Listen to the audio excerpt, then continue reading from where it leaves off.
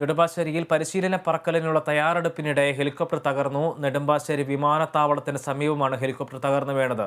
Cost ഗാർഡിന്റെ ഹെലികോപ്റ്ററാണ് അപകടത്തിൽപ്പെട്ടത്. ഒരാൾക്ക് പരിക്കേറ്റു എന്നാണ് വിവരങ്ങൾ. വിശദാംശങ്ങളുമായി അശ്വതിയുണ്ട്. അശ്വതി, എന്തൊക്കെയാണ് സംബന്ധിച്ചുള്ള ഏറ്റവും പുതിയ വിവരങ്ങൾ? ഇതിൽ 3 പേരാണ് ഹെലികോപ്റ്ററിൽ ഉണ്ടായിരുന്നത്. ഇതിൽ 2 പേരെ അങ്കമാലിയിലെ സ്വകാര്യ ആശുപത്രിയിൽ പ്രവേശിപ്പിച്ചിരിക്കുകയാണ്. ടേക്ക് ഓഫിന്റെ സമയത്താണ് ഈ അപകടമുണ്ടായത്. അപകടം സംഭവിച്ചപ്പോൾ കോസ്റ്റ് ഗാർഡ് ഓഫീസറായിരുന്ന അപകടത്തിൽപ്പെട്ട കോസ്റ്റ് ഗാർഡ് ഓഫീസർ സുനിൽ ലോട്ടിലേക്ക് പരിക്കുണ്ട്. അദ്ദേഹത്തിന്റെ ദൃശ്യങ്ങളും ഇപ്പോൾ പുറത്തു വന്നിട്ടുണ്ട്. മറ്റൊരാൾക്ക് കൂടി പരിക്കേറ്റിട്ടുണ്ടെന്നാണ് അറിയാൻ സാധിക്കുന്നത്. ഇവരെ അങ്കമാലിയിലെ സ്വകാര്യ ആശുപത്രിയിൽ പ്രവേശിപ്പിച്ചു. 2 പേരെ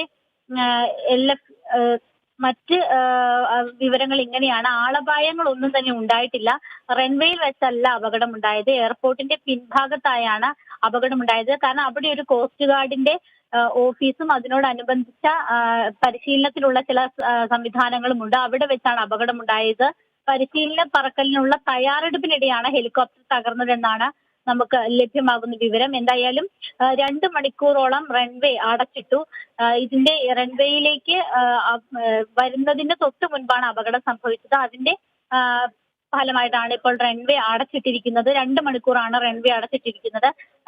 ഇവിടെ 2 പേര് പരിക്കേറ്റവരെ LF ലിറ്റിൽ ഫ്ലവർ ഹോസ്പിറ്റലിലാണ് ഇപ്പോൾ പരിക്കേറ്റവരെ പ്രവേശിപ്പിച്ചിരിക്കുന്നത് എന്നാണ് നമുക്ക് ലഭിക്കുന്ന വിവരം.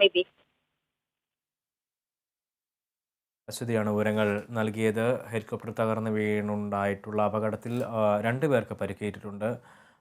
ആളപായങ്ങൾ ഒന്നും തന്നെ ഉണ്ടായിട്ടില്ല എന്നതാണ് ആശ്വാസകരമായിട്ടുള്ള ഒരു വാർത്ത. അശ്വതിയാണ് കൊച്ചിയിൽ നിന്നും വിവരങ്ങൾ നൽകിയത്.